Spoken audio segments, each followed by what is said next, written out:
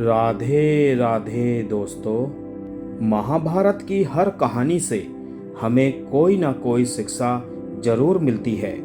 वहीं महाभारत की घटनाएं हजारों साल पहले घट चुकी हैं, लेकिन कलयुग में भी इन घटनाओं की प्रासंगिकता बनी हुई है। आप नीति, अनीति, न्याय, अन्याय, अच्छे बुरे जैसी कई बातें इन कहानियों में देख सकते हैं। महाभारत में ऐसा ही एक प्रसंग है, इसके योद्धाओं से जुड़ा हुआ। आज हम आपको 4 योद्धाओं की आखिरी इच्छा के बारे में बताएंगे। मृत्यु से पहले मांगी गई इनकी ये इच्छा बहुत ही कठिन थी। वीडियो में आगे बढ़ने से पहले आप सभी से निवेदन है, मेरे चैनल को सब्सक्राइब करके बेल आइकन को जरूर प्रेस कर दीजिएगा। तो चलिए मित्रों, कहानी को आगे बढ़ाते हैं।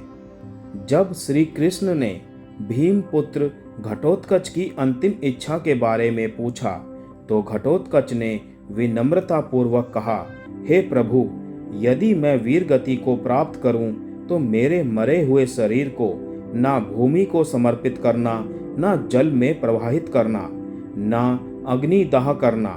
मेरे इस तन के मांस, त्वचा, आंखें, हृदय आदि को वायु रूप में परिवर्तित करके आकाश में उड़ा देना।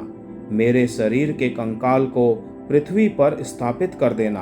आने वाले समय में मेरा यह कंकाल महाभारत युद्ध का साक्षी बनेगा।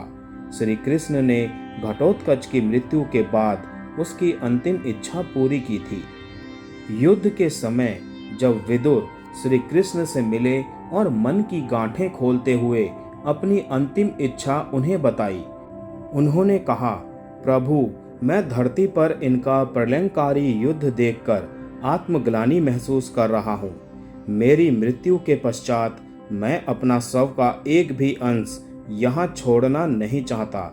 इसीलिए आप मेरे शरीर को ना दफनाएं या जलाएं, बल्कि शरीर को सुदर्शन चक्र में परिवर्तित कर दें। श्री कृष्ण ने ऐसा ही किया। हिमालय पर संजय ने भगवान श्री कृष्ण का कठिन तप किया। तप से प्रसन्न होकर श्री कृष्ण भगवान प्रकट हुए और संजय से बोले, हे संजय, तुम्हारी तपस्या से मैं बहुत प्रसन्न हूँ। आज जो चाहे वो मुझसे मांग लो।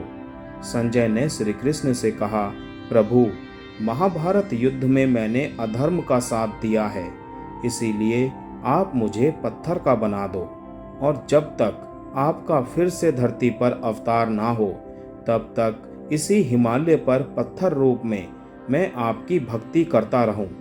भगवान श्री कृष्ण ने संजय को अपने शालिग्राम रूप में परिवर्तित करके हिमालय पर स्थापित कर दिया। जब कर्ण मृत्यु शैया पर थे, तो उन्होंने श्री कृष्ण को अपनी अंतिम इच्छा बताई थी। कर्ण ने यह मांगा कि अगले जन्म में श्री कृष्ण उन्हीं के राज्य में जन्म ले, और दूसरी इच्छा में उन्होंने श्री कृष्ण से कहा कि उनका अंतिम संस्कार ऐसे स्थान पर होना चाहिए जहां कोई पाप ना हुआ हो। भगवान श्री कृष्ण ने इनकी भी अंतिम इच्छा पूरी की।